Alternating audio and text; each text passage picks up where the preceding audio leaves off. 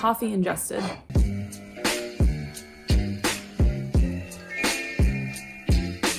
What's up guys, my name is Taylor Bell, and if you're new here, I make videos on a lot of different things, reselling and business, as well as some lifestyle. Today's gonna be a little bit of everything. It's gonna be a Q&A. I asked you guys over on my Instagram, ask me anything, and I told you guys I would answer it in my next YouTube video, which is what I'm doing today. It'll also be kind of like a chatting with, so you guys should be able to still have fun with this video and hopefully enjoy some of the content that comes out of it. So without further ado, let's dive right in.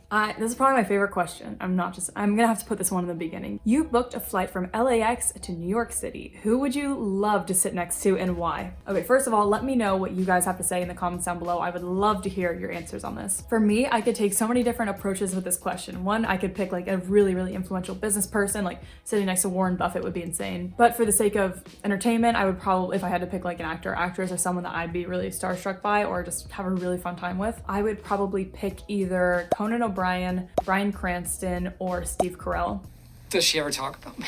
Just based off of me loving their humor, their personalities, and if we actually got talking, I would love to sit next to any one of those three people. All right, next question. Did you have any idea what job you wanted to do when you started at Wharton? That's a good question. So sort of. I went into college, you know, knowing that, I was in this program that was both international studies as well as business. So I knew that whatever I wanted to do business-wise, I wanted to do it on a global scale. Sounds cheesy, but like at some point live in a different country for a while and work in a different country. But no, I wasn't exactly sure if I wanted to do, you know, finance or consulting or marketing.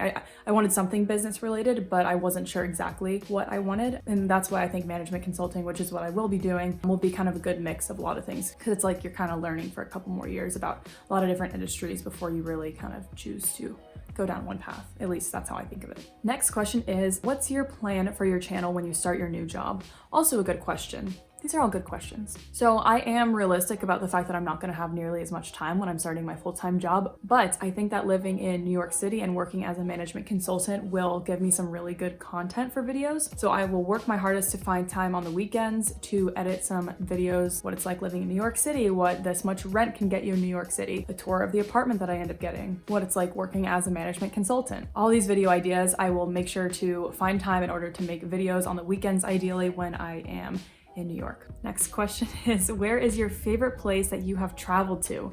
That is a great question and one that's so hard to answer. I love so many different destinations that I've been to. I want to categorize it. So in the US, I've talked about this a little bit, but one, California is of course always going to be my all-time favorite state because you have the deserts, the beaches, the mountains, snow, ocean. Did I say ocean? You've got everything you want. Yosemite, Joshua Tree, so many amazing places. But outside California, Utah, like I've said, I think in like 2 or 3 videos now, Utah is probably my favorite state to visit in the US because I love those national parks, Arches National Park, Bryce Canyon, Zion, so many beautiful ones there. So that's probably my favorite place in the US to visit. But otherwise, favorite place I've traveled to, Antarctica, which I made a video on only, what was it, last week or something. Antarctica is probably the coolest, coolest, like cold, but also neat.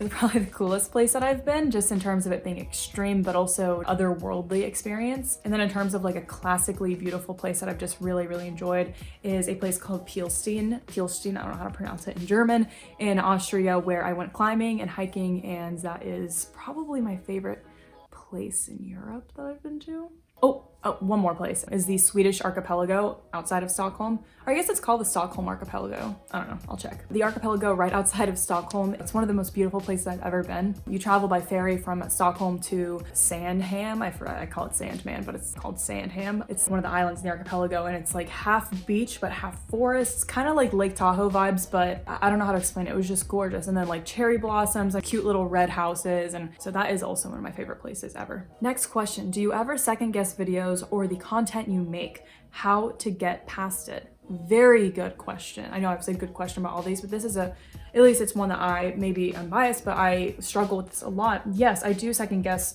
videos that I make. In fact, a lot of the videos that I film are the second take. I might film something and then I'll be like, I didn't feel good about that, and I'll scrap it and refilm it the next day or change around kind of my outline and the points that I want to make. So yes, I go through this a lot. And in terms of getting past it, I'm not sure I even have gotten past the difficulties around this yet, but one thing that does help is to make a list of lots and lots of video ideas that you have. And even though you might not feel like making that one right now or that one right now, now, at least you have a list of ideas that you can kind of pull from or that you can use as inspiration for coming up with a new idea. I think that's probably what's helped me the most. Next question, what is your favorite kind of taco? I guess chicken. Shrimp tacos are good. Carne asada. I like all tacos. Who doesn't like taco? Oh, and I actually like soft shell. I know that's controversial, but I like soft shell. All right, next question. Tips for someone who wants to start from zero to full-time on Poshmark. Also a good question. So I am not full-time. I'm not a full-time Poshmarker. I don't dedicate full-time hours to it at all, nor do I make a full-time income just from Poshmark alone. But I can still give tips because I know what it takes to succeed. And if I were to scale my business, I know where I would go from where I am right now. So the number one tip I would give, you already probably know it, but it is consistency, because I've learned more and more as time has gone on that consistency is what will drive your sales. And what I mean by that is consistently listing new items, ideally every single day, if not every day, every other day. And that is really what is going to churn your sales, or what is going to actually keep your sales moving. And then of course, all the other things, like in the case of Poshmark, sharing your closet all the time, just being really active, answering questions, all of that. But for going full time, I would really try to drill consistency into your brain and know that that is the number one thing that you need to do in order to be successful on Poshmark. Of course, you also need to source desirable items and kind of know what you're looking at. That will come with time. I think the consistency is still the number one most important thing, in conjunction with lots of other things. Okay, next question. Would you like to live in Europe one day? Absolutely. So I have already, if you count study abroad, living there, I studied in Barcelona for 6 months, and then I studied in Madrid for another 5 weeks, so a little over a month, the year before Barcelona. So I've lived in Spain for 7 months of my life, and I absolutely loved it. That being said, I'm not quite fluent enough in Spanish, nor am I proficient enough in any other language for me to probably live in Spain full time, or at least to do business in Spain. So I would probably, for that reason, have to / want to live in a country where English is very widely spoken. So I'm thinking London, Amsterdam, Copenhagen, and there's a lot of German cities in there that I know are really beautiful as well, where English is still widely spoken. But then Europe aside, I also have thought a lot about living in Australia for a little while. I'm born and raised in LA, so I love the sunshine, love the beaches, and I think Australia could be a cool place to live for a while as well. But yes, definitely I will probably live in Europe for a few years of my life.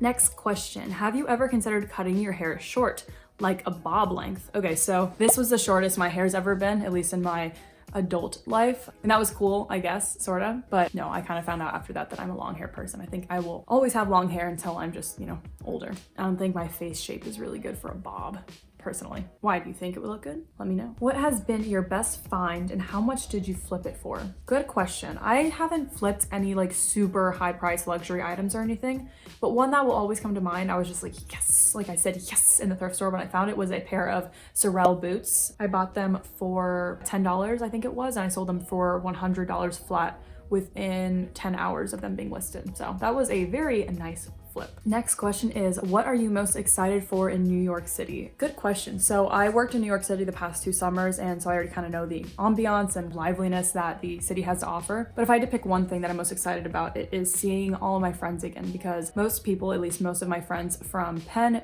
work in New York after graduating. So I'm excited to see them all again. And obviously once everything is sort of back to normal, I think it will be a really fun city to live in my early 20s. But I'm not looking forward to the rent or the weather. Next question, have you ever been to Hungary? Yes, I have. I have been to Budapest, and that was a really fun trip because a lot of those countries are close together. I did Prague and the Czech Republic. I did Budapest, Vienna, drove through Slovakia as well. So that's a fun little trip once everything obviously is sort of back to normal. I would highly recommend that trip. You can do it fairly cheaply once you're there, renting a car and driving kind of through those countries. But yes, I've been to Hungary, and Budapest was absolutely breathtaking. Next question, what are your favorite TV shows? Great question. Breaking Bad is probably my favorite TV show of all time, which I know it is for many people, but I think it is a near perfectly made show. Besides Breaking Bad, need I say more? Well, yeah, besides Breaking Bad, The Office is probably my next favorite show of all time. I probably like it as much as Breaking Bad, but it's totally different. I mean, one is a serious drama and one is a comedy, so they're in different genres, but Breaking Bad, The Office, and what else do I like? Nothing really comes close to those two. I'm trying to think. If you ask me about movies, that'd be a whole conversation, but TV shows.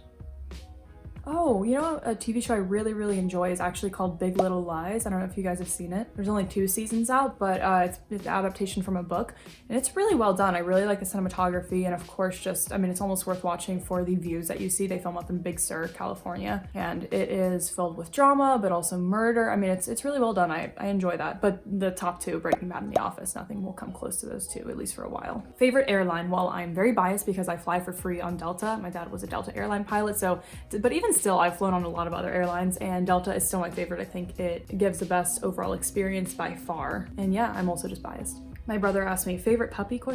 My dog, of course, Charlie. 14 years old is still a puppy. Next question. Will you branch off to other clothing for resale, such as belts, hats, etc.? Yeah, I guess so. I mean, I do kind of look at the accessories when I go to Goodwill, and I pick them up if they're a good brand or good quality or whatever. I don't think I would specialize in it, but yeah, I'm definitely open to kind of branching out to other categories of clothing. Not a question, but stay safe. Thank you. You too. And happy holidays. And last question. You are so pretty. Will you consider marrying me? Thank you so much. That's sweet. I'm not quite sure about the marriage thing. I don't like to move things too fast, but I do appreciate the proposal. All right, that's all I got for now, guys. Thank you so much for your questions. Some of those were really, really fun, and I had plenty that I didn't get to, so maybe I'll do another one of these videos in the future answering the following questions if you guys would be interested in seeing that. But like I said, let me know in the comments down below who you would want to sit next to on a plane if you had like a 6-hour flight. That one I'm really curious about. And then I guess also let me know the favorite place that you've traveled to and where you would want to travel next if you could book a flight for free anywhere in the world right now. All right, thank you guys so much for watching. I will see you in a few days.